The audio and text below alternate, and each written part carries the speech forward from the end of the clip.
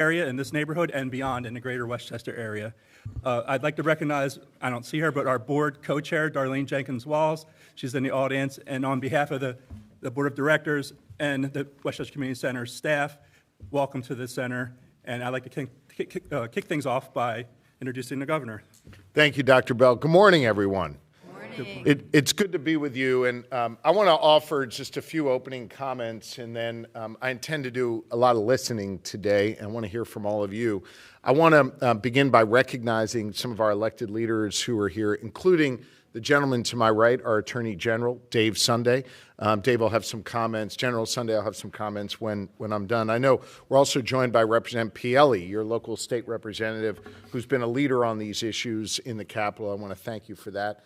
My point person is my Secretary of Policy, Secretary Hussein, who is here, and I know he'll have some things to offer. I do want to just say a quick thank you to Mayor DeBaptiste from here in Westchester. Appreciate you, Mayor, for all your work.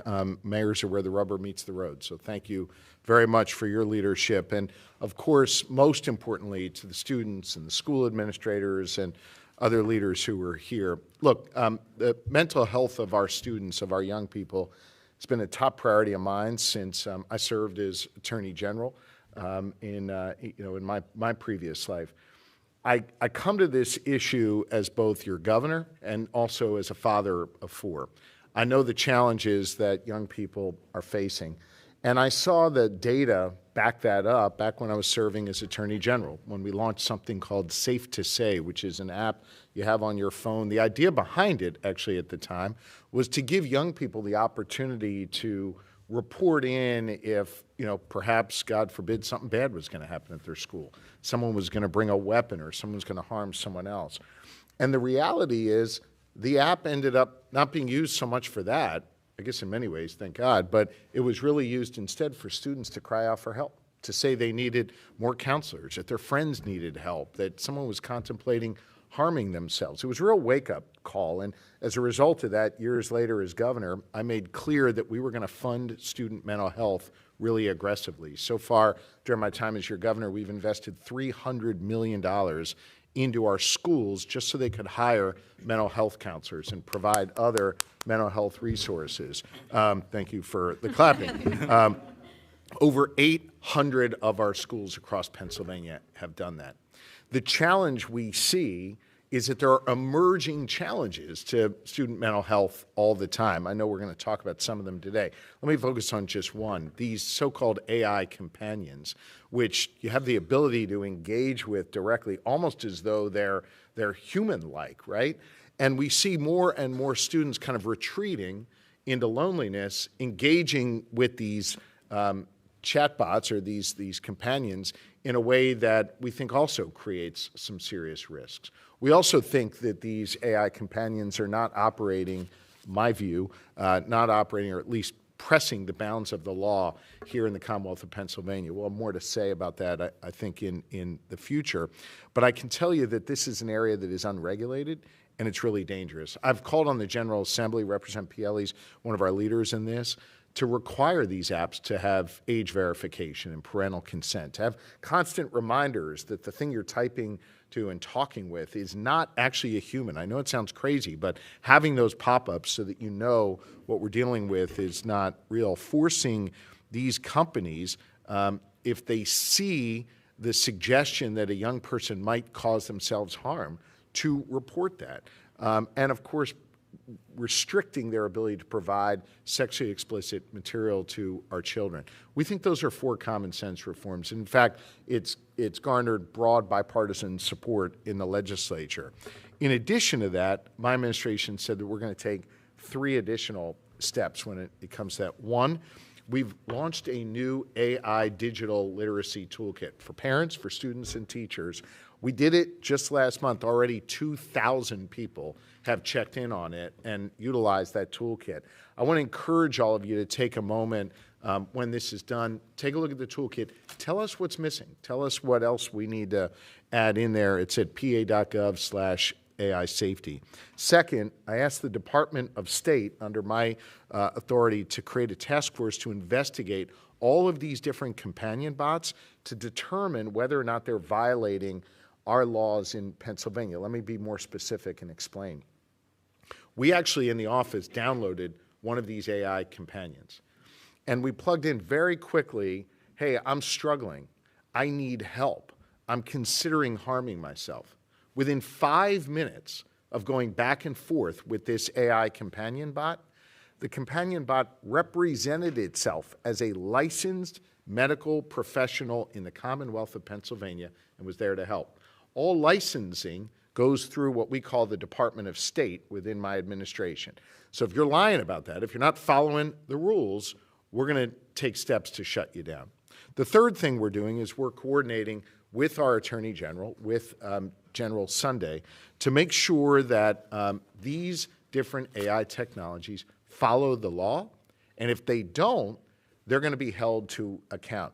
The General has a great track record on consumer protection, and he's got a wonderful team working on this. I'll let him speak to the work that they're doing there. But I think it's important to note the coordination between our two offices. The things we control, like licensing, for example, the things he controls, like consumer protection, we sort of believe 1 + 1 can equal 3 here, that if we work together, we can really stand up a strong response to protect our students and protect our young people. Look, that's just one area that I'm concerned with.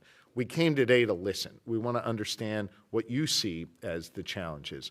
I know this school district had some unique challenges, and I am grateful for the bravery of the students who are here, and for the parents, again, speaking more as a parent and as a governor, I can imagine just how challenging that was for your child. And so I know that this is a district that has some, unfortunately, sophistication in this space. And so we want to learn from you about what you saw there and how we can address that going forward and scale that up across Pennsylvania.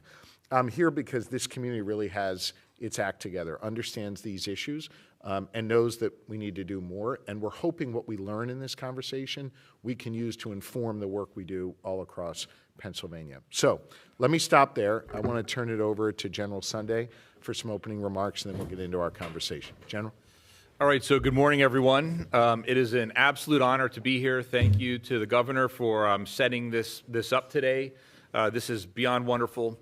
So by way of background, I am a career prosecutor. I was a DA before I was the AG, and I spent most of my career in a courtroom fighting for community safety. And through the entirety of my career, fighting crimes that occur that you see every day in front of you, I never thought that I would be in a place where we would be fighting crimes and protecting victims in a way that is so sophisticated and so insidious that it's taking place in people's homes and bedrooms that we just can't see. And so because of that, two things. Number one, my office, the Attorney General's office, this is an absolute priority for us. And when I say this, what I mean is public safety and the safety of children. And so there are a couple different things that we can do with regard to that. One of them is the path when there's a crime. So if there's a crime that occurs, we have and will charge and prosecute people for committing those crimes. The second part of this is the consumer protection sort of path that the governor mentioned. And as a former AG, he understands like all the different, what that means and what all we can do. And up to this point, and I think all of us collectively have pride in the fact that Pennsylvania has really been a leader, and we will continue to fight to be a leader in all of these issues. And in particular, when you look across the country, I'm really proud of the fact that we've led the way with huge bipartisan coalitions all throughout the country to reach out to these companies and tell them, we demand that you change your tune. We demand that you make sure the product is safe before it goes out, because you can't fix things, you can't put guardrails up after something bad happened. And you have to take ownership in this process. I'm the AG, I'm a prosecutor, and I'm a dad. I have a young son who's 11, and I'm very, very scared of the world he has to grow up in. And I will leave you with this. We separately have started what we call a Teen Talk series because, and I'm sure the governor would probably agree with this, that, we as adults, we sometimes think like we have things figured out. And I've learned very quickly that especially with this issue, it's not even close. I mean, I didn't have iPhones when I was a kid. iPhones didn't exist. I didn't have internet in high school or anything like that. And so hearing from the people that are the most affected puts us in the strongest position to understand the most effective way to handle it. So that being said, I'm so grateful that the governor put this together. It's wonderful to be here, and I'm here to listen and understand so that as we move forward, our collaboration will result in the best outcome. So thank you, everybody, for being here. Thank you very much, General. All right. This is the most important part of the day where we get to hear from you. No rules other than just be respectful to one another. Don't talk over one another. And the first time you speak, if you could just introduce yourself with as much or as little detail as you would like, just let us know who you are. So with that, I think the most helpful thing to us would be a sense of what you're seeing out there, what you see as the big challenges. Don't worry about if it's the Attorney General, the governor, or what branch of government. Tell us what you'd like to see change. We'll sort out the details on the back end, but just would love to hear from you. So the floor is yours. It's open. I'm happy to start. I'm Great. Audrey Greenberg, Radnor resident. I also am an entrepreneur, a serial entrepreneur in our state, and have started many successful companies here, and I'm very pleased with the infrastructure that exists. I also recognize that Pennsylvania is a leader in criminalizing deepfake AI, CSAM. Not just a leader in our country, but a leader globally. So thank you for your leadership in that area. Unfortunately, my daughter was a victim of this particular crime, and what we saw was that the institutions, including the police and primarily the school, did not know how to respond to this. We were re-victimized by the response by the school. And know that our kids spend, as you know, you have 4 kids, 75% of their waking hours in school. That's where their life is, including sports and activities. So having a protocol for the schools when something like this happens again, which we all know it will happen again, what specifically should the administration do? How should they respond? How do they work with police? What tools does a police department have for evidence preservation? These apps, these Notify apps, are based overseas. The data gets deleted very quickly. You have 30 days or less, if ever, to get the information. And so just understanding the proper protocols and procedures. And again, thank you for the AI toolkit. Went through it in detail. And there is a good reporting mechanism with regard to the chatbots. Right. But I've given feedback, and I know you guys are responding, but there isn't really a centralized reporting mechanism for the deepfake pornography. So it would be good to have that as well so that we have the proper tools. And again, thank you. You're very welcome. Do you feel as though, as a result of the experience, the awful experience at Radnor, other school districts kind of took note, maybe learned from that? Or do you feel like, us coordinating, say, the PD, Pennsylvania Department of Education, OAG, some other resources to inform the schools as to what happened, maybe use that as a case study, and then here are the steps you got to take? Or do you feel as though the school districts have done that? Yeah, well, I think in the cases of Lancaster Country Day and Council Rock, there's various degrees of how people have responded. Mm-hmm. And so, unfortunately, the lessons learned are negative. And so if we could take those negative lessons learned in terms of turnaround time, reporting mechanism, victim-centered response, having some sympathy and empathy for these victims instead of telling them, oh, you get to leave class early and sit by yourself at lunch. Don't isolate the victim. So anyway, having a victim-centered response. But yes, I do think we can use it as a case study so long as we realize what the mistakes were made and what the proper response should be. Great. We will follow up on that. Okay. Can I know we were just going to leave it open. Any students want to jump in on that with your perspective on the issue? Go ahead, Hannah. I'm Hannah. I'm a junior at Westchester East. And I think one of the biggest things that I'm seeing is that where there's so much talk about digital literacy and AI and deepfakes and things like that happen, but I feel like a lot of the education isn't actually coming to the students. I see it a lot of the time where it's kind of just like leaving it open to figure it out because we've been raised in such a digital world, but our opinions are being formed around these things and our ideas are being formed around these things. And it's not just the teachers anymore, it's everything we consume. And a lot of people just don't know how to approach it. like just like general digital literacy, like the toolkit, I opened it and I think it's really good. But I think there needs to be something that actually like lays that out for students on how to approach digital literacy. What would you like to see? If I ask you to write a student-only section of this toolkit, which, by the way, I may ask you to be careful, you've just volunteered, what kind of things would you put in there? What is lacking? What's missing? What would you kind of like to know? I would love to see more on how to approach social media and how to look for AI in our everyday lives, look for biases, just approach the environment that approach the environment that we've been raised in, and just like how, like when you open social media, what should go through your mind when you're consuming something, things like that, just like no blind consumption. I think that's really smart. Our kids will come to us a lot, to me and Lori, my wife Lori, and like want to argue a point with us. Sometimes my boys like to just be the opposite of whatever I think just to see how I'll react. But the first question we'll ask them is, how do you know that's true? I think that's sort of a foundational thing. Not do they have this opinion or that opinion, but how do we know it's true? And what I'm hearing you say is we've got to figure those kinds of things out first, the basics, before we get into expressing opinions on things. Yeah, I agree. I think I've done a lot of research. Like it really interests me with the whole like truth thing, finding truth in the environment we've been raised in, because I think a lot of teens are really lost. Yeah. And that also leads to the loneliness and the overwhelmingness. And then like with deepfakes, like how harmful that can be, and looking in so many forms of media, and just like how like having parents who test you, like my parents always did that, like where'd you get that from? Like where is this claim coming from? But just you can't just like say it. Yeah. I want to bring the other students in, see if you agree or disagree with Hannah, but just a quick question for you, but no right or wrong answer here.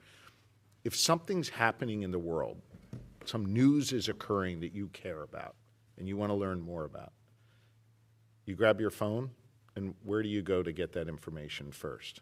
I think based on experience with seeing like things that are fake, I usually go to news sources first. What's a news source? I really like the Wall Street Journal and like things like that, but I'm not really like, I wouldn't say that's average. Like I wouldn't say I'm like, but I think a lot of people look at social media. Yeah, they do. Okay. And the Wall Street Journal. Yeah. Anybody from the Wall Street Journal here? Yeah. Melwert was hoping you'd say K1W. Any other students want to jump in on that point? Anybody disagree with Hannah? Agree with Hannah? Good. Go ahead, Julian. You seem like you want to say something. Just talk in the mic so everybody can hear you guys. I'm Julian. I'm a sophomore at Henderson High School down the street. I agree with everything she's saying. Like, you go on like social media apps like Twitter, Snapchat, TikTok, Instagram, and you see a lot of artificial intelligence on there. And some people don't even know if it's real or not. And so you can put something in their head like, oh, I saw this on TikTok. Is it real? Is it not real? Yeah. But I don't know what else to say. No, it's okay. It's true. One of my sons the other day was like, Dad, you look like an idiot in this picture. I'm like, what are you looking at? And he showed me. I'm like, that's not me. That was AI. So, no, I know I know what you're saying. Yeah. And there's like fake pictures out there, and that could really ruin somebody's life. Yeah. You know, like a fake picture, like what happened with her. You don't understand how much that person goes through. Yeah. And someone's trying to be like funny, which it's really not funny. Yeah. I don't think. Can I ask you a question? The AG mentioned he's a prosecutor, right? So his job is to enforce the law. If someone breaks the law, if it's a crime, sanction them. Sometimes they go to jail, they pay a fine, right? Lots of different things. What do you think the punishment should be? What should the sanction be if someone makes a deep fake and really, goes beyond embarrassing someone, but causes them real harm and real stress and real emotional challenges? What do you think? I think they should be taken to court and with all their evidence, see what happens. There was an instance at my school where the senior, he got put on probation now, but he was like buying nude pictures from girls at our school for large amounts of money and selling them online, and he got caught. and he's on probation. He also got caught doing it in Pittsburgh. So I think they should be taken to court, and jail time should be enforced. There's no reason you should be doing that. And, you know, it's a struggle for people like that. So I don't understand why they shouldn't be put in jail or on probation or house arrest or anything like that. Yeah. Others? Good. My name's Adam Dorfman from Radnor Township. And thank everybody again for putting this together. I mean, our family got hit with this, and quite frankly, I don't think we even understood what was happening when it first all went down. So we understand now how important it is and appreciate everybody putting this together. I think, you know, what Audrey brought up and talked about the schools a little bit, I think another key part of this that Hannah was going in that direction is sort of the unknown of, you know, as a parent, you know, and Attorney General Sunday mentioned this, that we didn't grow up with iPhones. A lot of stuff on the internet now was not there when we were all growing up. And quite frankly, as parents, we don't know how it works as well as some of these kids do. And the kids are starting to understand this technology much faster than I think we'll ever be able to do. And I think a lot of the education really starts with the parents as well as on the school side of things, where, you know, from our experience and what we're understanding about Discord and some of these other things on the internet that really are controlling and taking a hold of a lot of these deep fakes, I think that's a big education piece that parents really need to understand and dive a little bit deeper into. Yeah. I know it's a different school district, but if Dr. Bell at Harrington offered, you know, parents, you know, parent night or what have you, back to school night, but focused on parents' education on this kind of stuff, is that something you think other parents would go to? So I think there would. I think what also goes into play is that understanding the criminal aspect of this and what could happen to a child or a kid if they do get themselves caught in this. Because one thing that I also don't think that some of the kids in the area that we're from are understanding is the implications to this. What can happen if, in fact, you get caught doing this and the criminal implications? Do you think kids don't know? I don't think they understand it. What do you think, Hannah? You agree with that? Yeah, I do. I don't think anyone really understands, like, it's really hard when you're, like, posting something or, like, you have such, like, an immediate feedback to, like, understand how far that could go. Yeah. What do you guys think? You think? Go ahead. Hi. Hi. My name is Divya. Just talking. Hi, my name is Divya, and I'm a senior at Conestoga High School. And I think, yeah, a lot of the students don't really know, like, the consequences of using AI. Like, there's always, like, good ways to use it. Like, some people use it to study and, like, you know, make flashcards and study effectively. But there should be, like, some kind of boundaries made on, like, you know, what is something really wrong, and they need to know the consequences in order to, like, you know, not cross the boundaries. So I feel like there should be some kind of, like, a small, you know, training or some kind of thing in the school. Like, you know how they have, like, talks in school? Yeah. So maybe if they have, like, one of those, like, talks in school where they talk about it and, you know, educate people on it. What do you think if, I'm going to bring the AG here in on this, what if the Attorney General showed up? Seriously, and said, hey, you go post that kind of stuff, this is what the law says. I can prosecute you. You can go to jail. You can get in a lot of trouble for that. Do you think that would cause students to think about it differently, or they just kind of blow it off? I think they will listen to that more. Like, I feel like the more, like, evidence and credibility someone would have, like, obviously, Attorney General would have a lot of credibility, so I think that would definitely, like, help with that. Yeah. Anything you want to add on that? You want to show up at the school? No, just, I mean, I have done that, but I think that especially now, I mean, there are cases that are ongoing that we're seeing that are being publicly reported on. We had some juveniles recently that pled guilty to like over 50 felony counts for doing a situation sort of behavior like this. And I think that when people see that happening, that shows them that this isn't just a conversation, that it's very, very real. And those are real life, real world consequences that will impact someone's entire future. And so I think that, you know, when people see that in the media and they understand that that really does happen, I think that's important. Dr. Harrison, you were trying to jump in there. Sure thing. Roger Harrison. I am within the Division of Child and Adolescent Psychiatry at CHOP. I'm a psychologist, girl dad, 3.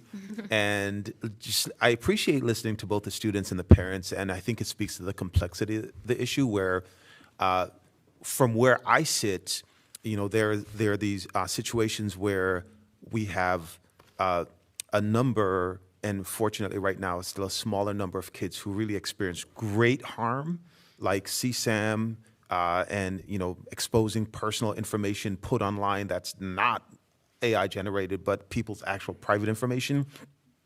And then what I see from a broader mental health perspective is more and more young people who are spending an extremely long amount of time with these companion bots. And kids coming in, you mentioned the thing about misrepresentation as a licensed clinician, who are coming in to see a member of our team who they've been in therapy, but it's not a human being. They've been in therapy with a chat bot, and this could have been for months. And I think about the fundamental need that we have as human beings, particularly as we're going for real human social connection, and how with no regulation, I'm seeing young people they're up until 2, 3, 4 in the morning, just engaging with the chatbot, and how this is actually robbing young people of opportunities for real, necessary social human connection. And also the fact that they don't have a way, and they're not supposed to have a way. These are young people of discriminating or judging like what is good information and what is not good information, what is helpful, what is an AI hallucination. Once you're in this relationship, believing it feels like I'm having an authentic connection with a non-human, and my big concern is for young people who aren't supposed to have the brain maturity or the kind of judgment to determine whether or not this is good or not good, or true or not true, and then the complete lack of safeguards that gets them lost down that rabbit hole. Yeah. I want to follow up on that and then bring Representative Pielli in here. Dr. Harrison made a point about the amount of time on their phones and losing that sort of interaction, talking to somebody, looking.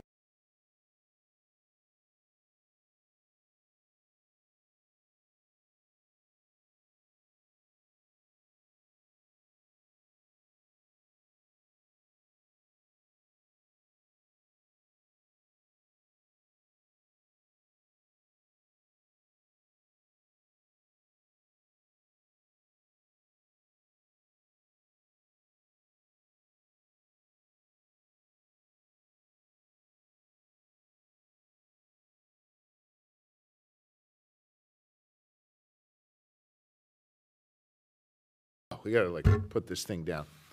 I am in support of what we call a bell-to-bell ban, which means when you get to school, your phone has to go in the locker, in a cubby, in a book bag, whatever it is, backpack, whatever it is, and you get it at the final bell, right? My kids hate me for this, but I do think it makes sense, and I'm curious what your reaction is to that. Would that create more of an opportunity to interact and have conversations? Do you think I'm wrong? You can tell me if I'm wrong, but I'd love to hear your thoughts on that. Go ahead.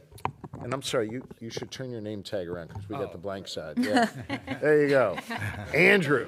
Just Andrew. You're like Madonna or Beyonce there. Yeah, all right. Go ahead. My name is Andrew Schuneman. I'm a junior at Devon Prep.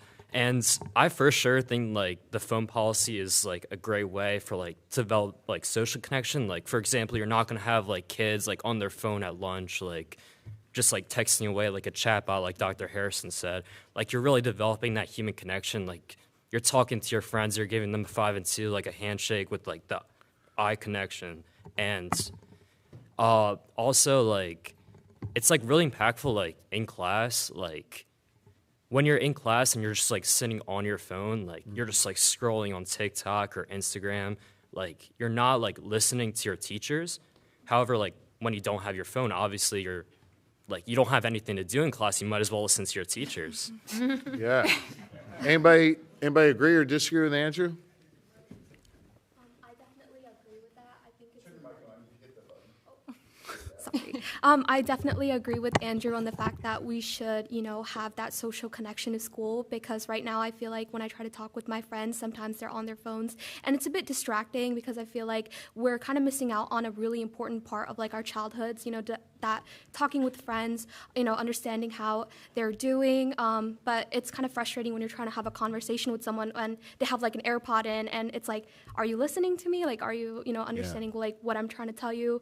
And I think putting the phones away would also help us like understand each other better and just be in the moment. We actually, like the importance of being in the moment is also something that I've kind of been thinking about and reflecting on myself as well, because sometimes I catch myself on my phone and I'm like, I feel like I could be, doing something else, talking to my brother or trying to use my time more wisely other than just, scrolling on social media, which really isn't like trying to benefit me anymore. So, yeah. We use a computer in class to take notes? So some classes, our teachers prefer that we take handwritten notes because they think that it will help us like understand the information clearer. But some classes, like our tech classes, we do take notes on our computer. And you don't find that to be distracting? Not particularly. Sometimes it is because, I think we've all had a moment where, we go onto a different browser that we have open and then we go down that rabbit hole of finding something interesting and going down. Maybe, having like a browser that maybe you can't go onto other browsers when you're studying would maybe be helpful. And it is something that like I think our schools have. It's called like lockdown browser. So when you're taking like an essay or something, you're not allowed to go onto other browsers. So it makes it easier to like be in one place at that moment. I want to bring in Representative Pielli, but here's the thing. In a few weeks, he's going to have to vote on this bill. Okay? You're his constituents. Raise your hand if you want him to vote yes. Yes for the bell-to-bell ban. Come on, you got to vote. All right. Good, you all vote. All right, here's how we're going to do this. My kids aren't going to like it. Right. I've already dealt with that. So I'm going to ask you to vote yes on the bell-to-bell ban or no on the bell-to-bell ban, and he's going to have to be your voice on this. So who's voting yes? Okay. Andrew, come on, my man. I said I agree, but like I can't. So there's peer pressure here? I think he's saying he has to also be a representative of his peers. And all right. So who's actually voting no? Okay. Andrew, dude, come on. You were for it, now you're like for against it, right? I mean, she was for it too. Okay. Yeah. She was. Why are we a no on this? Well, actually, at Henderson, we already have a ban on cell phones, so you're not allowed to have your cell phone out, and you have 3 strikes. So first strike, they take it away. Second strike, your parent picks it up, and third strike, you can get suspended. And then I go to barber school at TCHS in Brandywine, and we're not allowed. We lock our phones up in a box, and so the last 15 minutes of class, if you locked it up the whole time, you're allowed to use it. But I don't think we should have this ban. I mean, we already have it, so I'm already experiencing it, but I don't want anyone else to experience it. No. Got it. So you're okay with it. No, this is important. You're okay with it kind of in your school, right? You just don't think it should be a state policy. Everybody else got to eat. Everybody else got to eat. They got to eat, not us. Okay. All right, but you've benefited from it. I think so. At the start of the year, some kids, like, their social batteries were, like, worn off. Like, they wouldn't want to talk to anybody because it's, like, in person now. You're sitting at home during the summer doing nothing. But I think it's good because, you can communicate instead of texting on Snapchat or Instagram and being face-to-face with somebody, and I think that feels good. Did my son Ruben get to you on this? Go ahead. You got a tough job now, I think Chris. It is tough. I mean, we've been hearing different concerns about limiting access to communication also. There's different variations out there, what we're discussing. I think we could all agree, though, school is for learning, and it's not for being on the phone. So that's the fundamental difference. And I've heard a lot of things about communication. AI is going to be probably the biggest cataclysmic change in humanity. I mean, it goes beyond Gutenberg's printing press. How we're going to communicate, how we're going to medically, business-wise, jobs. One thing we cannot do is lose our humanity over this. And that's sort of a common denominator And education in the schools is the primary focus. The health, safety, and welfare of our children, our greatest resource. No one's going to argue about that. Whether or not it's bell to bell, whether or not you could take your phone out on recess, there's different ideas out there. Some kids have medical needs where, it might really be a good idea that they have that phone on them. Gosh forbid, there's a problem. Some kids are volunteer emergency first responders. They are. I know we have a couple of them here in our school district, and, they need to have their phone to respond to the call. So, we could do things within reason, but we do have to set a groundwork because a lot of this AI stuff, it's almost like the horse leaving the barn already, and we're trying to catch up. The governor laid out some great initiatives in the beginning. He mentioned them again during the budget process. We've tried to meet that challenge. Recently, the Senate just passed SB 1090. Pretty much unanimously, 49-1. Our bill, Representative McNeil and myself introduced a bill that's sort of a companion bill, but it goes a step further. We've heard some discussion about AI companions and how dangerous they are, and some of the incidents where they're actually, egging students or egging minors on to do self-harm. Some really bad stuff out there. So our bill goes a step further. We have an age verification process that the governor requested we put in legislation. Once we find out that that age verification shows you're a minor, there is no AI companion. That's it. They just can't get it. If there's inkling of any self-harm, they're directed towards proper resources to address their current needs. So these are things that we have to work together on. I love hearing from the younger folks because, to the point, it's almost like you're speaking a different language. I remember the days when I was traveling, I had to get out a map and look, and I would highlight where we were going. That's where a lot of us are coming from. And so for us to understand, I think it's a challenge for us as adults that we have to take responsibility and not throw it on you. And we have to set up some of these guardrails. With any new innovation, when cars came out, we didn't have any laws. If you look at Title 75, which has to deal with automobiles, it's hundreds of pages thick. So we're just starting, but I think this is a wonderful opportunity for the youth to teach us in so many ways. I appreciate it. All right, so the representative staked his ground. Audrey, Morgan, pardon me, you were big time for this. Audrey was against it. I'm just curious, when you raised your hand, why you did and for banning cell phones. Yeah. And yes, I think that I ask my kids their opinions and their thoughts, but I think that we have to, sorry, I have to move this because I can't rotate. If we wait for the kids to beg us to take it away, I think it's too late. And so we have to be the adults and put guardrails in and kind of make these decisions with their input, but also in the best interest of their brains are developing. They did not grow up with this. They don't know the long-term effects of it. Yeah. We do as adults. So I do think that there are addiction to iPhones. So there are kids who are really going to have a very hard time letting go of their phones. But I think our teachers are begging for this. I know as a parent, it's exhausting trying to, put your phone away, put your phone away, put your phone away. I can't imagine a teacher trying to manage an entire classroom of that and that level of distraction. I don't think it's the teacher's job to be policing technology either. I want them to be focused on teaching our kids. So, yeah, I know that my kids will not be happy with my vote, but I do think it's just the right thing to do. Yeah. Corey Bell, I've been a school counselor for 20 years, and the district I work in currently implemented an off and away policy. They did their research, and this is what they came up with. Either your devices are in your bag or in a storage caddy in the beginning, in the front of the class, and then they pick it up after the class is over. So that's essentially the bell-to-bell schedule that the governor's talking about. I'd say there's a lot of pushback at first from the students, but we've seen like a decline in stress and anxiety in the classroom. They're able to focus more.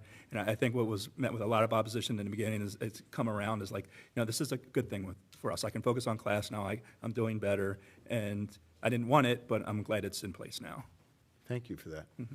Yep, Hannah and then Secretary Saint. Good. I think I'm with Julie and we're in the same school district and we have like the bell-to-bell. They just don't like take our phones. I think that's like my biggest concern is like I kind of view my phone as like safety. Yeah. It's not even like like needing to be on it. I just like having it on me. It brings like a level of like I have a little bit more responsibility over my safety.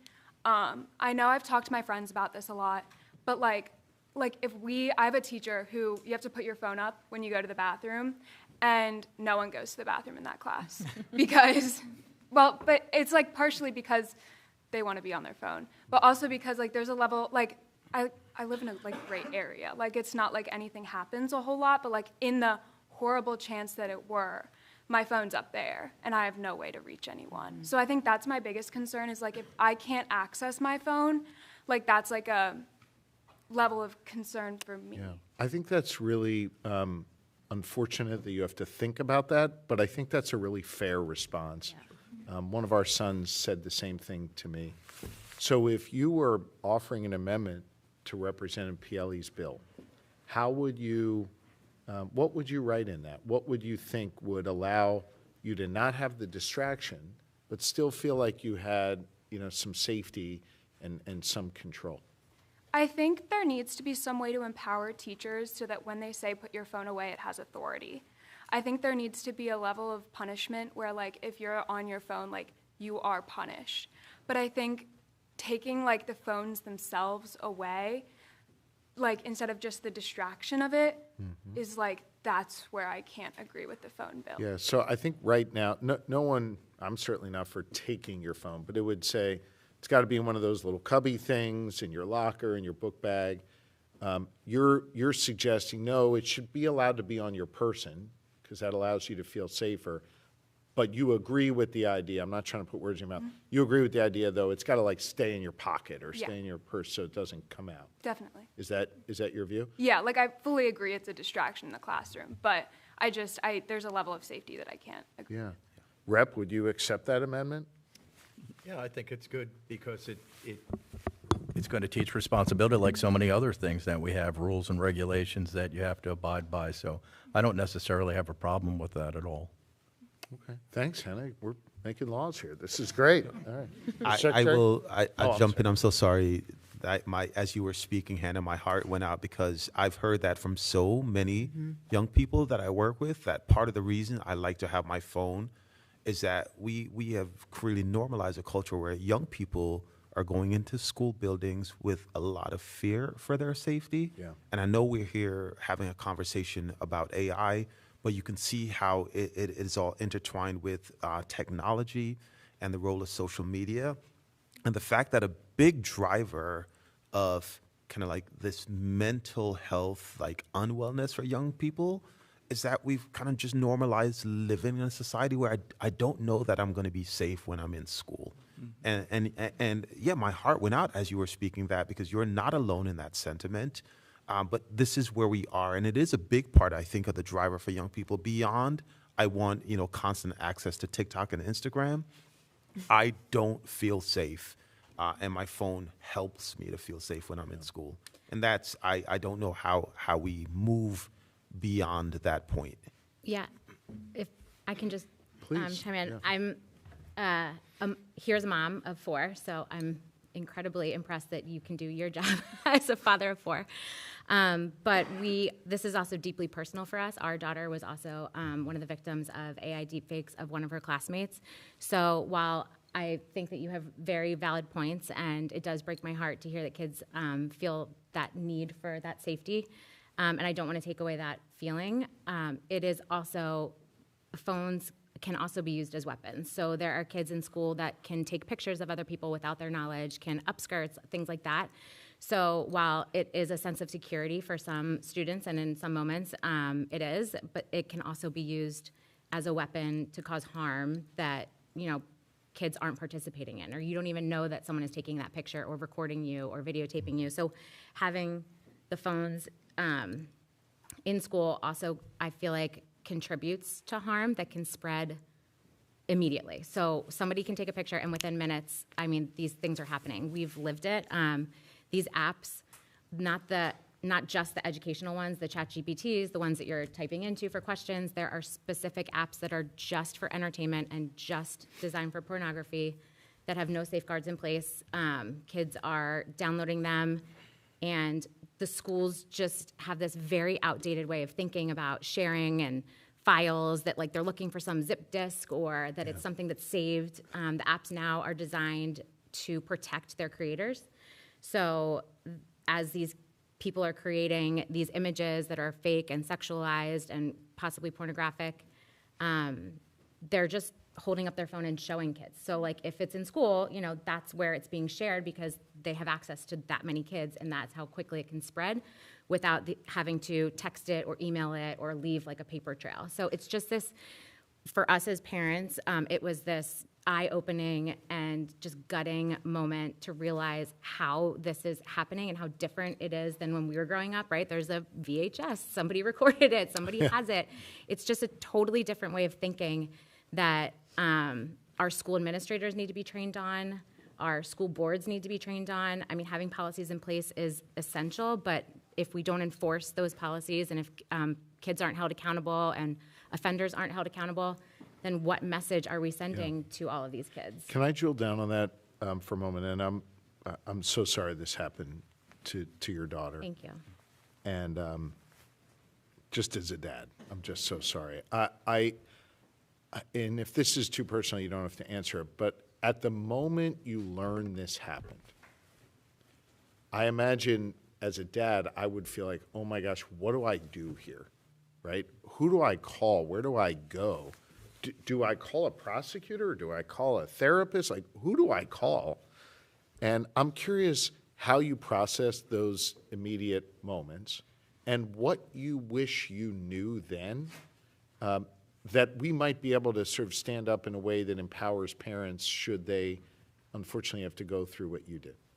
Yeah, first of all, thank you for that question. You're in this whole process between school and our experience with local law enforcement. No one has asked us that, so I think it's an incredibly important question and conversation to have so that we can learn from these mistakes and learn from these new events.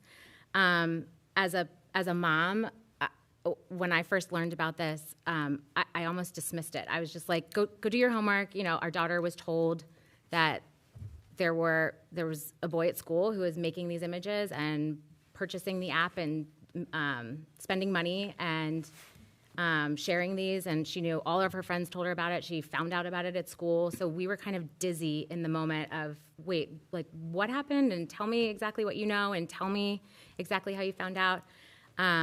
So we were kind of consumed by the trauma of trying to navigate like the trauma that she was going through and the emotional, and then trying to figure out the legalities of it, right? Like these are kids, these are other kids, these are our friends, there are other children involved. We didn't know where to go. Thankfully, someone had told us, because there were multiple other victims, that the Safe to Say line had been activated, and so that there had been multiple reports to the Safe to Say line. Well, I didn't know what the Safe to Say line was, so we knew like in concept what it was, but I didn't know what does that trigger, what happens after that's reported. Are we gonna get a call? Is our daughter gonna get called down to the principal?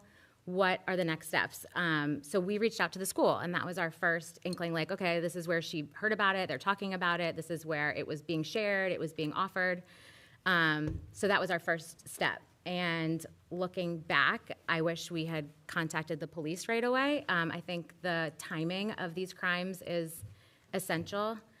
We also were kind of met with dismissal. I mean, I'll never forget as a mom sitting in the school hearing, you know, that this was nonsense and that there's really nothing they can do. So I felt like we did kind of waste time looking back, having those conversations, and we should have just gone directly to the police. I think that as parents, having clear pathways of reporting, like exactly what you said, like who do you call, when do you call them, what do you do? Do I need to save her phone? Does she take it to school and I have no idea what's happening? Do we delete everything? Like what do we do with this information, especially when there's other children involved? Do I call their parents? Like we just had no idea. So I felt like we were kind of paralyzed in the moment. And now looking back, I definitely would do a lot of things differently, or wish we had had the resources to do things differently. It's super helpful. We're going to follow up with you because I think this is something we need on our toolkit. And by the way, we may need to actively work with our school districts to sort of empower them with hey, here's step 1, 2, 3, 4. I'd like to follow up with you on that. Sure. And how we best do that. And again, if you don't want to answer this, it's okay, but while you're dealing with the sort of legality of it and the process of it, you've got a kid who's upset, right? So do you, I mean, again, as a dad, I don't know that I would know what to say. Where did you go for help on that? Like, who do you call? So I had a great relationship with one of the counselors from elementary school, and I have 4 kids. My youngest is an 8-month-old, so he's out of the picture. Yeah. I have a freshman and a middle schooler and an elementary schooler. So we actually have somebody in each school. Yeah. We did that. We spread our 4 out too. Yeah. We should have In theory, talked. it's great, Yeah, in but theory, yeah, it's a yeah, good yeah. idea. Yeah. But I didn't know who to reach out to, so I reached out to the person who I had the closest relationship with, and I just said, how do I talk to my kids? How do I talk to my 10-year-old? How do I talk to my 12-year-old? What do I do with the 14-year-old? So there were different levels of conversation, different things that we wanted to share and talk about with them. And so the school counselor at the elementary school level was incredibly helpful and gave us outside resources for sexual trauma counselors and things like that to help guide us as parents. Like, I just needed to know how do we talk about this? So that was really helpful. And if you were thinking about, hey, I got to alert law enforcement, are you thinking, I got to call the police chief, I got my local police chief, I've got to call the attorney general, I've got to call the DA, or do you kind of not even know who those folks are to call? Like, what are you thinking? We had no idea. Thankfully, our kids have never been involved in anything criminal yet. So that was really, we didn't know who to call or what to do. We didn't have an attorney, anything like that. We went to the school, and the school basically told us we have to call the police. So if you want to do anything, you have to call the police. And we were confused because I thought, well, this is like child pornography, and doesn't the school have a responsibility to do something? Right. Like, I didn't want to be the driving force. I wanted to go home and take care of my kids. So that was extremely overwhelming and impactful to our entire family to feel the time that it took us to figure that out while also trying to take care of them. Yeah. And General had a quick question for you. Well, actually, this is for any of the kids that want to answer. Just real quick, you sort of inadvertently reminded me of a conversation I had during one of our team talks. And, a lot of what I'm hearing today, like whether phones are in school or they're not in school, a lot of this ties back to the technology itself and the just addiction of being on these apps. And so question I have real quick for you guys. So I heard the other day from a teenager, they told me the term bed rot. Do you guys know what that means? Mm-hmm. Can you explain do you know what that means? I do. Oh, you do? Really? Oh, well, let's pretend there's people here that don't. What is bed rot? Explain that to me, anyone. You're literally laying in bed on social media for like multiple hours, just sitting there doing nothing but on social media. And do you think that's good? No, not at all. And so when people do that, like, I mean, aren't there also, I don't know, like, what is it, snap streaks and right? Yeah. And are you guys like really motivated by those streaks and like making sure, can you explain that to me a little bit? I mean, some people are. Like, some people are really into it. I think as you get older, you kind of detach from that. It's like, it starts from a really young age. I remember in middle school, people were like obsessed with their snap streaks. It's like, how often are you on Snapchat? What's your snap score? But yeah, I think the bed rotting thing is just like awful. So real quick, and this will probably trigger a couple questions from the governor. I have no doubt your answer, but like, if you guys were older and you had children, and you're aware of the internet and what you all know about it, what are things that you would want to see done with your knowledge to protect your children or younger brothers and sisters? So I would like to speak on that. So basically my parents growing up, like, they didn't really give me like any phones or any devices until I was in a certain grade. So I got it like summer of 8th grade, so like beginning of 9th grade, just for like safety reasons, and also because I take care of my mom like for medical reasons and all. So I just got it for that. And then they also like put restrictions on like when I get the apps. Like, for Instagram, I got it last year when I was like of a certain age to know like, how to like not get into the loophole. So like they want me, like they had restrictions on like apps so that first I like learn how to like understand the schoolwork and like focus on school first, and then once I get into like habit of it, like social media is just to like connect to people, but like there needs to be like restrictions on it. So like I got it a little later, and I think if I were to have kids, I would definitely do something similar. Like I would give them like an Apple Watch or something for like safety reasons, but then I would not let them have like social media until a little later when they're like a little more mature for that. That's what we did with our kids. We let them get a phone once they were traveling to school, but they weren't allowed to get social media till later, I think 16. And then we didn't let them post anything until after they turned 18. And our daughter was really upset with us about that. But then when she turned 18, actually probably a couple years after that, when she was in college, she thanked us for that. She thought it made her grow up in a healthier way. It didn't feel that way while she was growing up. She let us, Doc? And I think I want to chime in to share my experience that while most parents are generally aware that their children are connected to social media like Instagram or TikTok, most of the young people I talk to, their parents have no idea how much time they spend engaging with the chat bots. So if they're using Grok or Claude or ChatGPT or whatever, I think the parents know that they are on Instagram, but I'm not sure that parents are always aware of the amount of time that they spend engaging the companion bots. And then with that, the other thing as we think about, earlier I mentioned how essential it is that we have social connection. It is also so essential that we have sufficient sleep. And the other issue that I think is a real threat to mental health of young people is that this bed rot and the doom scrolling also interferes with sleep. And so many young people that I work with, like they're going to bed at 2 or 3 or 4 and then waking up at 6 or 7. And just think of all of the kind of cognitive consequences, the learning consequences, and the overall mental health consequences of losing sleep. So I think those two issues, the fact that I think, parents are aware that kids are using social media. I'm not sure that parents are as aware of how much time kids spend engaging these bots. Mr. Secretary, you were going to ask something before. I apologize. I think I was just curious. I wanted to follow up on the thread we were talking about in terms of learning about AI and teaching the students about AI. This is mostly for the students and perhaps the parents. Are your teachers doing anything along the lines of teaching you about the seriousness of AI? And is it coming up in any way in your curriculum?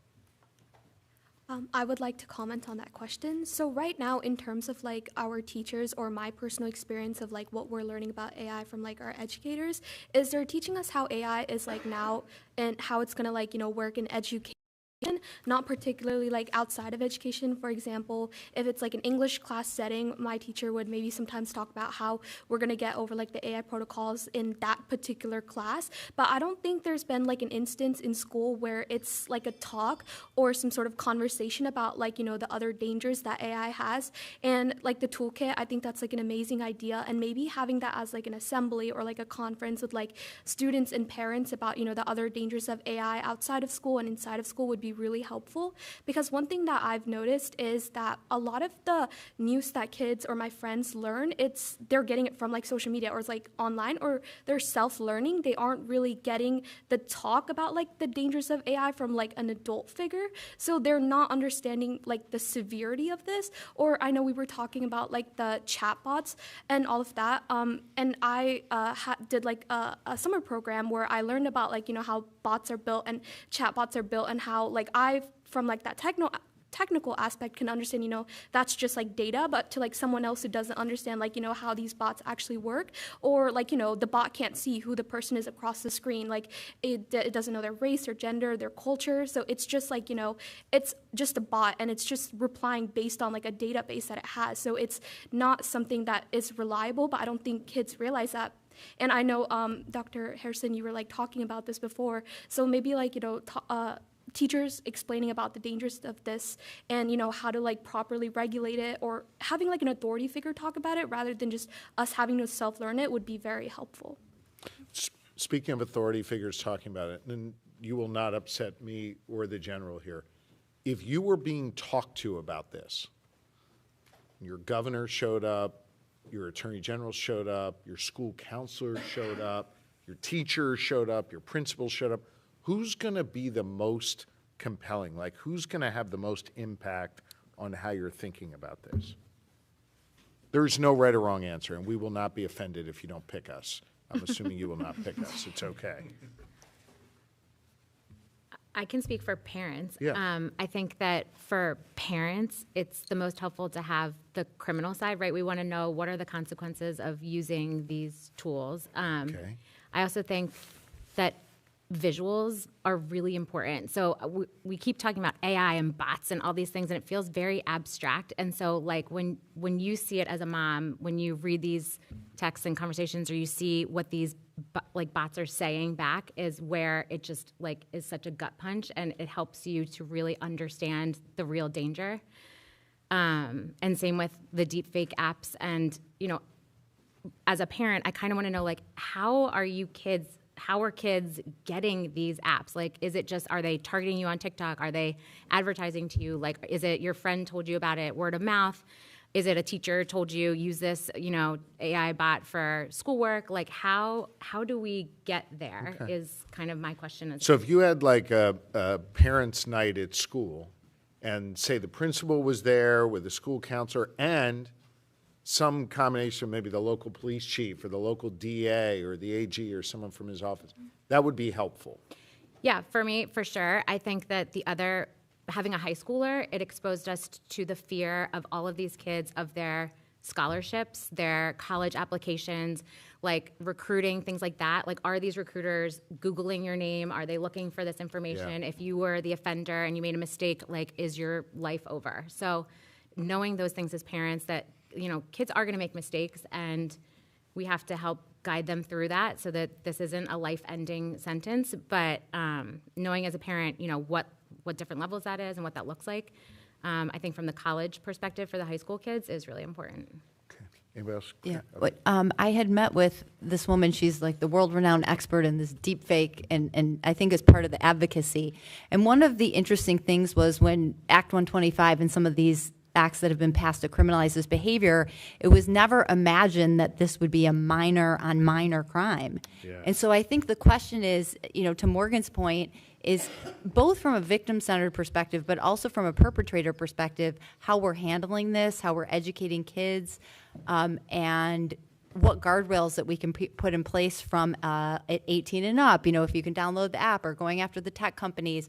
But certainly, to your point, when this first happened back in December, the first thing we asked for was a community event.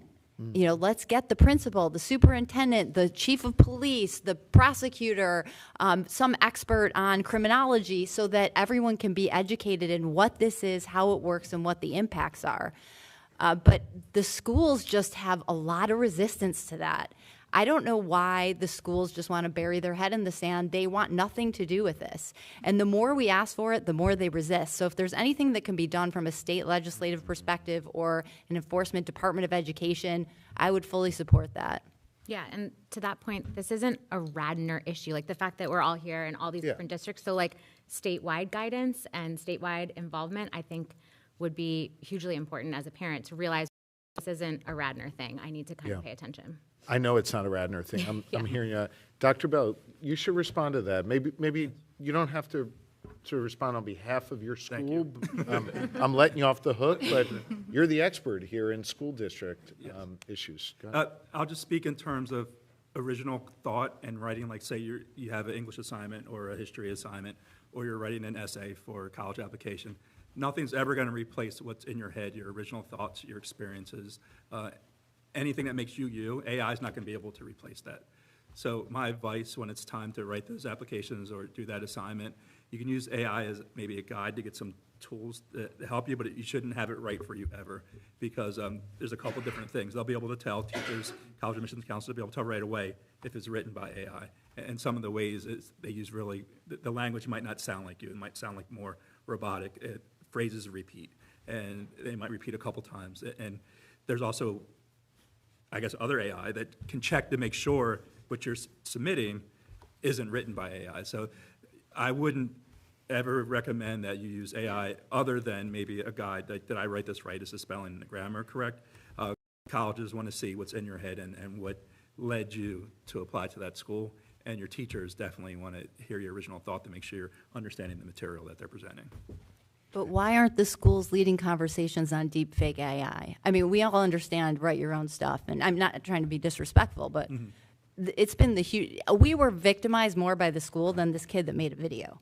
And so, what is it that the schools can do, and why are they not wanting to curate a positive conversation around the consequences and actions of students that are breaking the law? I don't know if I can answer on No, but I think that's, I'll let you off the hook here. I think that's a really fair critique. And I think one of my takeaways from this is our Pennsylvania Department of Education has to get far more aggressive with school districts to build up not just a curriculum for students, but really for parents. And teachers. And of course, teachers to be able to understand these issues a bit better and have the protocols in place should there be an urgent moment or an urgent event like what Radnor's experienced and other school districts have experienced as well. So I hear that loud and clear. Rosie, who's got a 3-year-old and a newborn and is going to be dealing with this at some point, keeps telling me we're way over time. I apologize. But I want to just quick. Is that why she's dancing over there? Yeah, she's like, come on. Quick lightning round. Anything the General Secretary need to be thinking about, the rep, before we walk out of here that we didn't cover that you wanted us to know?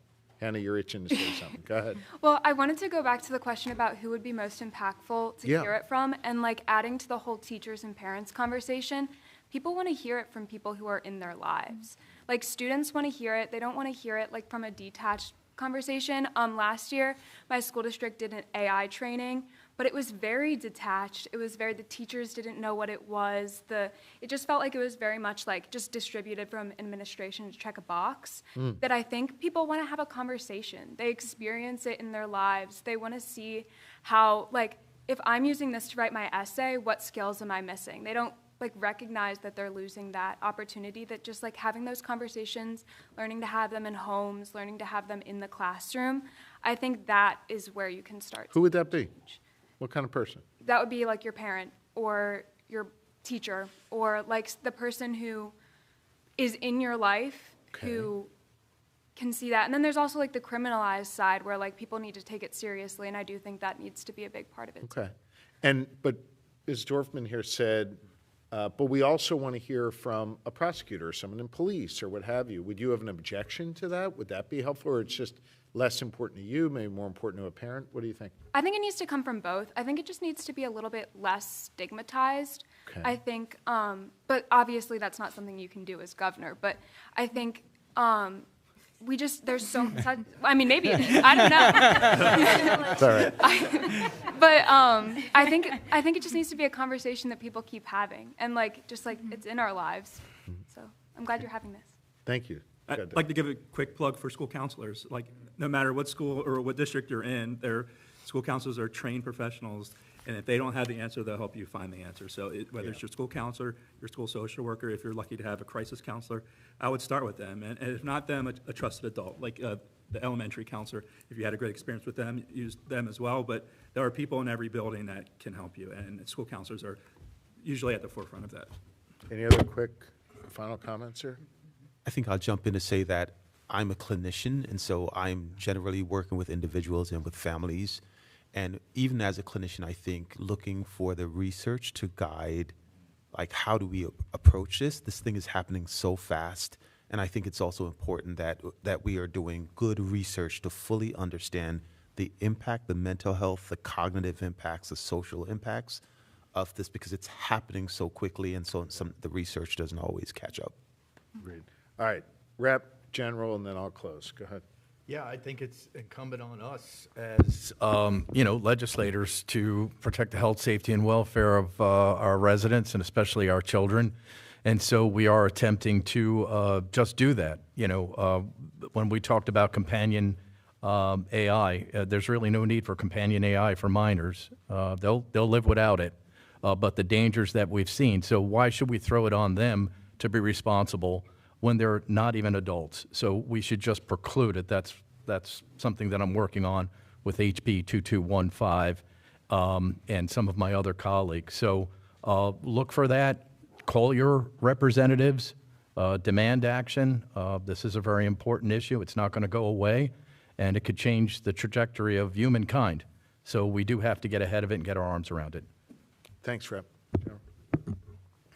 I'll be quick. I want to just say that, to the parents in here whose children were victimized, from speaking as a chief law enforcement officer, I'm sorry that this happened to you. I'm sorry that this happened to your family. I'm sorry for the trauma that I know that your children are experiencing and will continue to experience. And that's something that we take very, very seriously. I take it very seriously. My office does. And so, we will process everything that we've heard today. Our offices speak literally every day on a gazillion different issues. And so we're going to make sure that this wasn't just notes on a pad, that it results in action. And you young people, you guys are awesome. I just want to say, you're like, 1,000 times smarter than I was when I was your age. I promise you. So you guys, amazing, bright, wonderful futures, and thank you for being fantastic. That's it. Well, I echo the sentiments of the general. They may be smarter than both of us now, not just when we were kids. It's really impressive. It is hard to show up at a table like this. It's even harder to show up at a table like this and speak really passionately and personally as you have. So I truly want to say thank you and echo the comments of the general. To the professionals who are here, I want to say thank you for helping us gain a greater understanding. And to the parents who, have struggled with this as I struggle with it as a parent, I want to say thanks for sharing, the personal side of this. We have a lot of work to do, and what is clear to me is we've got to sort of come at this from a multitude of ways. We need our schools to be far more engaged with our students and with our parents and our teachers. And we're going to give some thought to how to do that through the Pennsylvania Department of Education to try and push toward, some universal approach that then gets customized district by district. So that's with us. That's something we're going to work on. Second, I think we need both a legislative and a regulatory response to this. Representative Pielli talked about some of the legislation they're working on. I've been clear about what I would sign into law, and we're going to work through that. Also, from a regulatory perspective, I mentioned at the top, we think we have some regulatory tools on these AI chatbots, particularly those that are holding themselves out as medical professionals, so we're going to follow up on that. I think third, there's like a prosecutor-police angle to this. Morgan, I thought your comments before as a parent sort of being directed that way were striking. I think the school, frankly, should have been able to do more to help you initially, but there has to be a law enforcement piece of this, and ideally in a proactive way. And so I won't speak for the general, but I think you heard that as well, and we're going to talk about how best to do that. And then finally, I guess I would say I hope this conversation doesn't end here. I want to invite all of you, particularly our students, to stay in touch with me. I'd also ask, I don't know if I'm allowed to give you homework or not, but if you could take a look at our AI toolkit and frankly, tell us what's good on there and also tell us what's not good, like what we need to maybe take out or what we need to add. I'm going to give you my number. You can text me directly, okay? I know, you're looking like it's great. Write it down. Okay, it's 717. I'm really giving my number. You ready? Do you have a phone? No? Here. Morgan will write it down. 717-788-8990. You can text me. I'd love it if you would text me your thoughts on how we can fix or how we can update that. The press can't have that number, by the way. How we can update that toolkit. And I really want your feedback on this. And by the way, I don't mind if you share it with your friends and ask them what it is. Andrew, I'm telling all your friends you voted for the bell-to-bell bill. I don't care what. Yeah. But sincerely, it is super helpful for me, my secretary, to be able to do this work, with your input. And your input has been really, really important for us today. So thank you. To be continued. Text me directly. This is very, very helpful. Okay? Thank you. Thank you. Thank you.